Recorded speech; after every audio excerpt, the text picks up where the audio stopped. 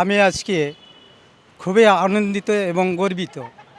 তার আগে একটা কথাই বলতে চাই কবির ভাষায়, যে অদ্য পৃথিবী শাসন করিতেন বাদশাহ ওমর, খেজুর পাতার সিংহাসন তার বালুচরে আসন।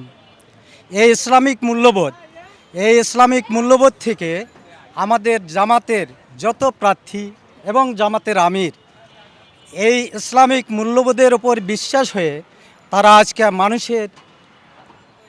প্রতিটা মানুষের কাছে যাচ্ছে, শুধুই কিভাবে তারা দেশ পরিচালনা করবে, কিভাবে দেশের মানুষের কল্যাণ সাধনা করবে, এই নিয়ে তারা সব সময় মানুষের দ্বারে দ্বারে প্রান্তরে ঘুরে বেড়াচ্ছে।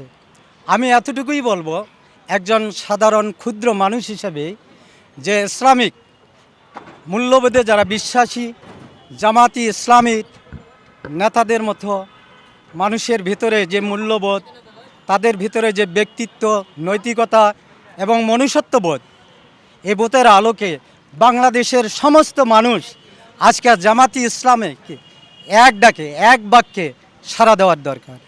পরিশেষে এতটুকুই আমি বলবো, আমাদের এই বাংলাদেশকে এতদিন আমরা যেভাবে চেয়েছিলাম ওভাবে পাই নাই। এজন্যে আমাদের নতুন প্রজন্ম তারা ধুকে ধুকে আজকে অন্ধকারে নিমজ্জিত হচ্ছেন। তাই আমাদের করণীয় প্রত্যেক গার্ডিয়ান, প্রত্যেকটা প্যারেন্টসের আমাদের দরকার যে জামাতি ইসলামীর মতো দলকে ভোট দিয়ে এদেশের সমস্ত মানুষকে এই নাজাত থেকে মুক্তি দেওয়া। এবং জামাতি ইসলামীর যে পরিকল্পনা, এই পরিকল্পনা আমি দেখতেছি যে অন্যান্য দল জামাতি ইসলামীর কাছে এখনও শিশু।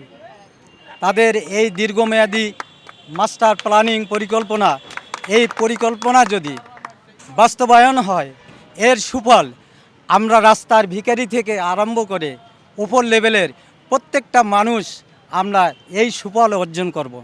ইনশাআল্লাহ।